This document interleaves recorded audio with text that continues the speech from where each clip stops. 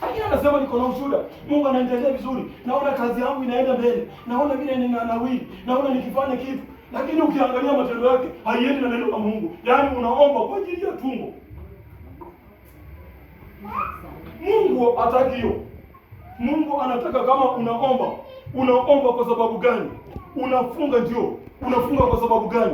Sikatai wewe ni expert. Sikatai hata umekonda kwa ajili ya kufunga.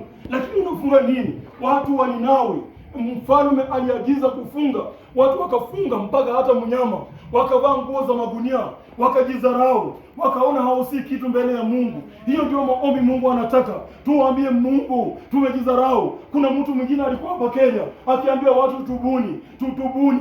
Watu hawataki kutubu. Watu wanataka uwaombee mpate magari. Watu wanataka uwaombee mtajenga manyumba. Watu wanataka muombee utapata hata bibi wawili. Watu wanataka uombee hata utainuka zaidi. Hata utanunua ndege.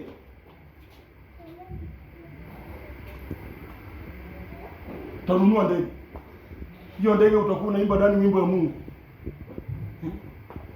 Watu wale nani ameingia, ukiingia kwa hiyo magari, watu wale wako na magari mazuri. Watu wale wako na magari mazuri. Au ingia ndani yao na vitu vizuri. Ukuta kama ndani yao unasikia nyimbo za kumtukuza Mungu. Kwa hiyo gari utasikiza wimbo wa Mungu. Utapata wimbo wa Mungu. Kwa vyombo vya habari unaona vinatangaza habari ya kumtukuza Mungu ama habari ya kulaumu kanisa. Unajua Mungu hataki kitende tujiweke utakatifu. Mungu anataka tujione ya kwamba sisi wote tunamhitaji Mungu. Uwe uko na mashini kubwa ya kutangaza, uwe uko na redio kubwa, uwe uwe uko na nini, uwe unaishi nyumba gani, uwe unakaa wapi, uwe unakaa chini ya maji, uwe unakaa kwa mti, lakini Mungu anataka tumtukuze. Mungu anataka tumtukuze. Mungu hataki umuonyeshe ile vitu wewe uko nayo. Mwana Mungu anapoangalia dunia anaona mali yake tu. Anaona vitu yake tu. Na mara nyingi mimi husema kile wewe unaona ni kizuri, wewe kwa Mungu anaona ni takataka. Wewe unasema yangu. Kuna mtu mwingine nilikuwa namjua. Huyo mtu miaka kitambo kidogo. Nilikuwa sina pesa, lakini au mtu alikuwa ananipatia nafasi ya kulala. Alikuwa akitengeneza chakula, akipiga ugali. Sikuwa napenda sana kula chakula yake. Nilikuwa namkataa. Na siamini kama kuna siku nilikula chakula yake huyo mtu. Maana alikuwa akipiga ugali, akiweka unga, anafunga karatasi kabisa, anafunga karatasi. Na hiyo karatasi ile inafungwa, yaani maana yake hata akitoka, nisifungue hiyo karatasi nipige ugali. Huyo mtu alikuwa jinga. Na mimi naangalia vile amefunga karatasi. Na hata mimi ilikuwa tu aje kulala. Maana yake siku anakosa chakula ya kukula. Lakini kwa sababu ametawaliwa na roho ya uchoyo, yeye anaamini chakula. Mtu akaniambia hata wengine wanaenda asifarasi wanaweka vitu ndani. Ndiposa ukifungua ajue ulifungua chakula yake. Wengine Mungu akaniambia, mtu akaniambia hata wengine wametoboa sufuria, ukiweka maji ya ugali isipite pale fulani. Ndio ujinga iko duniani. Anaweka signature kwa unga. Yaani ukiweka maji isizidi hapo unga yake, wewe unaabudu nini? Wewe unaabudu, wewe unajua hata ukiwacha unga ukikufa, unajua watu hujui. Unajua Mungu anatuambia vizuri. Katika Mathayo 6:33, utafuteni kwanza ufalme wa mbinguni na haya mengine nitawazidishia. Katika hiyo Mathayo 6 Mungu anasema ya kwamba usijali utavaa nini wala utakula nini, maana ukisema chakula kile umeweka, kama unasema Mungu akipenda kesho ikifika nitakula. Na wengine wanasema mimi yangu naweka kwa sababu nimeipangia vizuri sana. Najua hesabu kabisa. Hesabu yangu inaniambia hivi. Nani alikwambia Mungu hajui hesabu? Nani alikwambia? Unaisikia Yesu alilisha watu wangapi? Mikate mitatu na samaki wangapi? Wawili. Mikate 5 na samaki wawili. Na chakula watu wakakula ikabaki vikapu 12. Mungu anataka umhusishe katika kila jambo. Mungu anataka tumpende. Mungu anataka tutii neno lake. Hata kama una mpangilio, sema Mungu akipenda. Hata kama unaweka kitu kwa banki, sema Mungu akipenda nitatumia.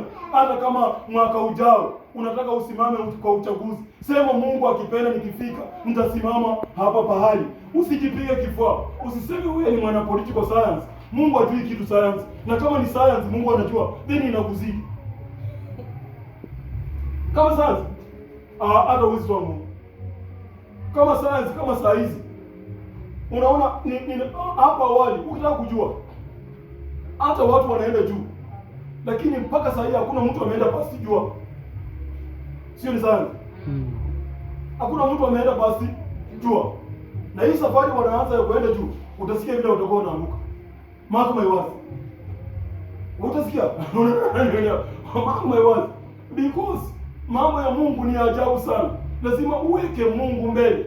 Lazima ujue mapenzi ya Mungu. Lazima useme Mungu akipenda.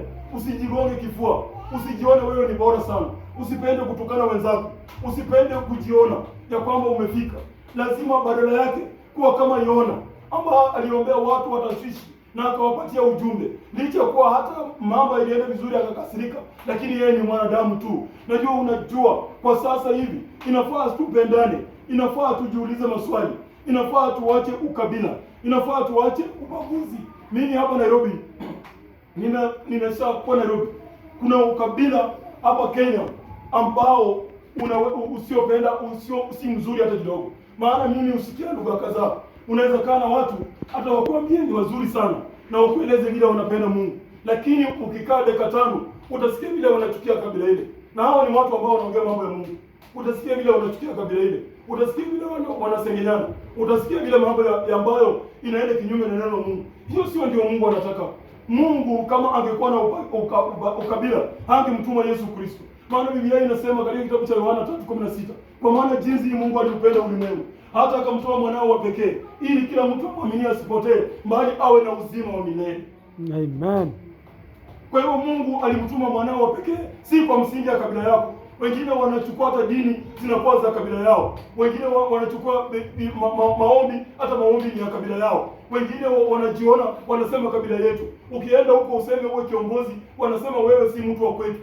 Ukienda huko kusema niko na mawazo nataka kanisa iende hivi, wanasema huyo anatoka zebu, anatoka wapi? Anatoka upande gani? Tangu lini mtu upande hiyo akakuja akatusimamia sisi kanisa yetu? Hiyo sio mambo Mungu anataka. Ulimwengu tunamwasi Mungu. Tunamwasi Mungu kwa mambo mengi. Mungu anataka tukatoke ndani ya hayo. Tukasafishe kanisa, tukasafishe hata nchi. Na tukisafisha kanisa, hata nyumbani itakuwa mzuri. Tukasafishe nyumbani, tukasimame katika neno la Mungu. Tukawe watu wa kuomba, tukamrudie Mungu. Na kama ni watu wa kufunga, tukasimame na maombi ya ukweli. Ili ni maombi ya kuombea taifa. Mfungo ambao unaweza badilisha.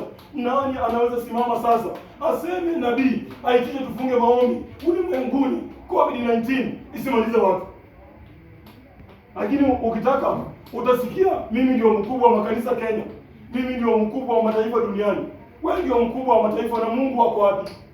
Mungu ni mkubwa wa nani? Mungu ni mkubwa wa nani? Ukubwa uende na direction ambayo inamtukuza Mungu. Ukubwa ulete matokeo ambao watu wanaweza kutukuza Mungu. Ukubwa ulete mwelekeo ambao tuseme hakika kama si fulani, hakika kama tusingeondoa Yona, hakika kama tusipomtoa katika merikebu yetu tungeangamia. Ni tuseme hakika unabii umetoka, kama tutafanya hivi kweli, hakika huyu ndio mtumishi wa Mungu. Lakini nami ninaona ya kwamba katika watumishi wa Mungu na katika wapendwa ambao tuko nchi ya Kenya tumejaa na Wakristo ambao wanaosoma neno la Mungu. Lakini Biblia Yesu akasema katika Mathayo 13 akasema akalinganisha mbegu iliyoanguka katika mimba na nyingine iliyoanguka katika changarau. Tuko na Wakristo ambao waliopata neno ambao lilianguka kwa mimba, yaani wanasikia neno kwa muda mchache, lakini kwa dakika 2 wamesahau. Wanasikia neno kwa dakika chache, lakini kwa dakika 3 hakuna. Wako na neno ndani ya kanisa, lakini wakitoka ndani ya kanisa hakuna neno. Wako na neno kwa dhehebu lao, lakini wakitoka nje hakuna. Kwa hivyo hiyo ni mbegu ambayo sio Mungu anataka. Mungu anataka mbegu ambayo ilianguka katika udongo mwema. Mtu anayesikia neno la Mungu na kulielewa na kulitii na kuleta watu kwa Kristo 30 na 60 kwa 100.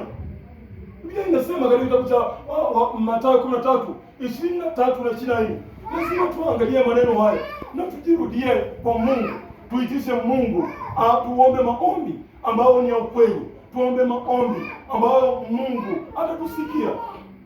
Sasa nikwambia, wakati mmoja nilikuwa naomba, na ndio ninapozungumza katika maombi mtu anaweza kosa kunielewa naongea nini. Maombi si kitu ya kuchezea. Maombi ni kitu cha kuchukulia makini sana. Maombi si kitu hata cha kuomba tu dakika moja. Kuna maombi hata ya kuomba kila wakati. Kuna maombi ya kunena na Mungu na kumkumbusha kila wakati.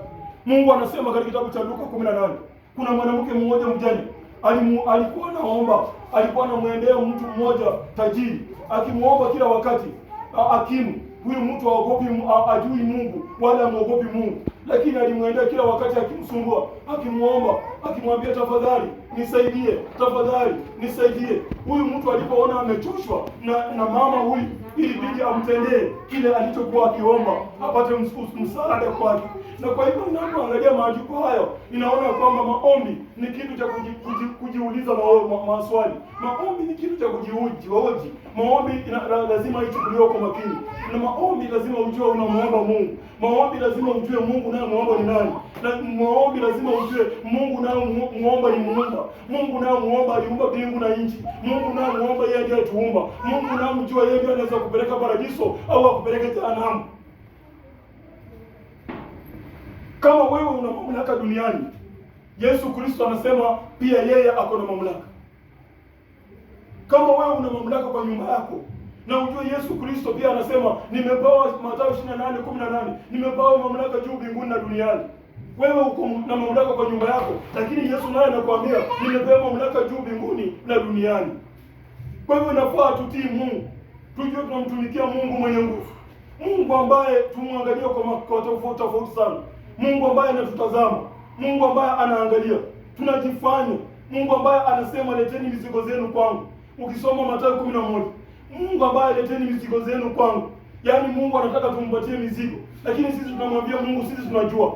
Mungu ambaye leteni mizigo yenu kwangu, lakini tunamwambia Mungu sisi tunatafuta dawa. Mungu ambaye leteni mizigo yenu kwangu, lakini unamwambia Mungu sisi ndio sisi. Mungu ajui umaarufu wako, lakini kile unachofanya, hata kama unatafuta dawa lazima uweke Mungu mbele. Hata kama unajua zaidi lazima uweke Mungu mbele. Namaliza na kusema katika Wakorintho wa kwanza kifungu cha kwanza aya ya 25, Mungu anasema ujinga wa Mungu una nguvu kuliko hekima ya wanadamu. Ujinga wa Mungu una hekima kuliko una nguvu kuliko hekima ya wanadamu. Hata uchukue wanadamu ambao wanaojiona ni werevu zaidi duniani, wanaojiona wao ndio wanajua, wanaoona hao ndio kusema, wanaojua sisi ndio tunatawala ulimwengu, lakini bila neno la Mungu, without God, without acknowledging God, without involving God in your activity, in your whatever your research, is just in vain, because Mungu ndio wa vyote. Mungu ndio mwenye mamlaka. Mungu ndio anaangalia dunia. Mungu ndio anatutazama, kwa sababu yeye ukuu wake na uwezo wa Mungu unamaanisha sana. Kwa hiyo wapendwa ndani ya kanisa, lazima kama unaokoka wokovu kweli. Wakati huu ukiokoka wokovu wa namna hii, tunaishi nyakati ambapo tuko hali hatari. Usiseme pastor hakuniambia. Tunaishi wakati ambao ujihoji. Mtu mmoja akaimba akasema kama msafiri, lala kama umevaa kiatu. Lala kama umevaa kiatu. Usicheze na kazi ya Mungu. Usicheze na kanisa la Mungu. Usicheze na maandiko. Usicheze na Mungu. Cheza na vitu vingine, lakini Mungu mweke kando. Cheza na mambo mengine, lakini heshimu kazi ya Mungu. Heshimu neno la Mungu. Heshimu Mungu mkuu. Usimchezee. Anasema, na nakukumbusha kabisa Isaya 55:8. Anasema mawazo yenu si mawazo yangu, wala njia zenu sio njia zangu. Namna mnavyoona bingu liko mbali sana na sisi, hivyo ndivyo mawazo ya Mungu yako mbali na sisi. Mungu anataka tumuone kama Mungu. Uwe msichana kama wewe, heshimu Mungu. Weke ujana wako kwa Mungu. Na ndio nikasema katika Warumi 8:10, Biblia inasema mtu akiwa ndani ya Yesu Kristo lazima akubali kukufa kimwili na kufufuka kiroho katika haki. Amen. Babu, ukubali mwili yako, kama mwili yako haijakufa, ufufuke na uwe hai, na uhai wenye haki. You resurrect in righteousness. Uwe na uhai ambao unaotunza neno la Mungu. Lakini hata ukuje kanisani ambao watu wanasema unaenda kanisani unatoa sadaka, watu wanakula sadaka, unatoa nini? Hata sadaka inakulwa, hata pesa za serikali zinakulwa. Amen. Lakini utabaki tu mwenye dhambi. Kwa hivyo jambo lililo nzuri ni kuheshimu Mungu. Jambo lililo nzuri ni kusimama kwa Mungu. Jambo lililo nzuri ni kufanyia Mungu kazi. Na ukijua kwamba Mungu ametuficha, huwezi jua hata siri ya kifo. Huwezi jua. Kuna mhubiri mmoja alikufa, nampenda sana Joshua. Alihubiri na akamaliza. Kumaliza na akaenda na akalala. Yeye ni nabii na anaombea watu wanapona. Yeye ni nabii na anaombea, anatolea watu nabii. Lakini yeye hata hapo mgonjwa na akaenda. Kwa hivyo kifo Mungu ametuficha. Tusichukue dunia kama pahali pa kuua wengine. Tusichukue dunia kama pahali pa kuchinja wengine. Tusichukue dunia kama pahali pa kuibia watu. Mungu anasema usiue. Na kama Mungu anasema usiue na wewe unaua, ngojea adhabu ya Mungu. Haleluya. Kwa hivyo ni vizuri sana wapendwa, tuambie dunia ukweli. Mungu anasema usiue. Watu wanaua watoto. Watu wanaua watu wazima. Watu wanaua wengine kwa vitu ambavyo vina maana. Hata mtu unashindwa ni walikuwa wanatafuta nini? Je, hawezi kuona Mungu anaona? Unafikiri wewe unaoua Mungu anakuogopa? Unafikiri Mungu hakutazami? Au unafikiri Mungu hakuoni? Mungu anataka tumheshimu. Na tutii Mungu na tupende Mungu. Na kama unakubali kumfuata Kristo, fanya haraka sana, usikawie. Maana adui ako, hatumuoni, lakini adui ako. Adui amesimama duniani. Kwa hivyo ni vizuri kama kanisa tusimame, tuambie watu habari njema Yesu Kristo, tulete watu kwa Kristo, na sisi ambao tumeokoka tulinde wokovu, tusimame katika maandiko. Ninashukuru sana ndugu, umetufundisha hapa, mtu akiwa kiumbe kipya, mtu akiwa kiumbe kipya ni kuacha ubaya, mtu akiwa kiumbe kipya ni kuacha dhambi, mtu akiwa kiumbe kipya ni kuwa mtu ambao unaamini. Ukiwa watoto wao wako wamezaliwa mara ya pili, utakuwa na kizazi kizuri. Nyumba yako watu wameokoka, wamezaliwa mara ya pili, utakuwa maisha inaenda sawa. Kanisa lako watu wameokoka, wamezaliwa mara ya pili, tuna kanisa lililo bora, kanisa ambalo Mungu analitaka, kanisa Mungu analiangalia. Angaa tu sisi wakati huu tunapoishi, Yesu akikuja tuwa miongoni wale watakaoona ufalme wa mbinguni. Maana ninapoangalia dunia ni wachache sana wanaoenda mbinguni, na Mungu atusaidie sana, na Mungu atutakase. Kwa hivyo kama wapendwa, kama ni kusimama, tusimame na kanisa. Unapofanya kazi uwe mwaminifu kwa kazi, usibie tajiri yako. Unapofanya unapotuma uwe mwaminifu, usikuwe mkoro. Unaanza gonga hivi na kuweka zingine kama. Uwe mwaminifu. Mimi napenda sana watu wale hata wanaenda kanisani, licha kwa wewe una position kubwa hata serikali na unapenda kanisa, mimi na kusaluti, because Mungu angalia hizo vitu uko nazo. Mungu anataka watu wale wanaenda kanisa. Nampenda sana President hayati Moi alikuwa mcha Mungu. Nilikuwa napenda huyo mzee sana. Maana kila Jumapili kifungua redio walikuwa wamesema amekuwa inland church. Napenda huyo mzee sana. Mungu arehemu roho yake. Maana alikuwa mcha Mungu. Na Mungu anataka mbali na uwezo na vitu zile tuko nazo ama hatuna, tumpende Mungu, tumwabudu Mungu. Hata kama uko nayo, kuna watu wengine Biblia inasema wanatumia mali yao kwa kumwabudu Mungu. Kama uelewi, soma Rumi 10:14. Endelea mbele. Paulo anaandika akasema wengine watapeleka injili kwa fedha zao. Wewe unakataa kupeleka injili na mali yako, unalalamika. Ama namna gani? Biblia inasema wengine watapeleka injili kwa fedha zao. Wengine watatumia mali yao kwa kupeleka injili. Wengine watatumia mali yao kwa kutasaidia kazi ya Mungu. Sio dhambi.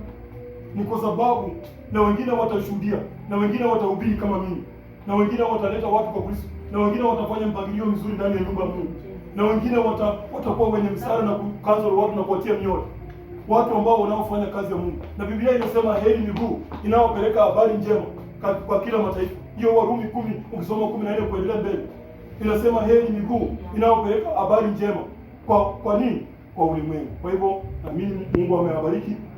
Kama umesikia. Na kama unataka kubadilika, unaweza badilika.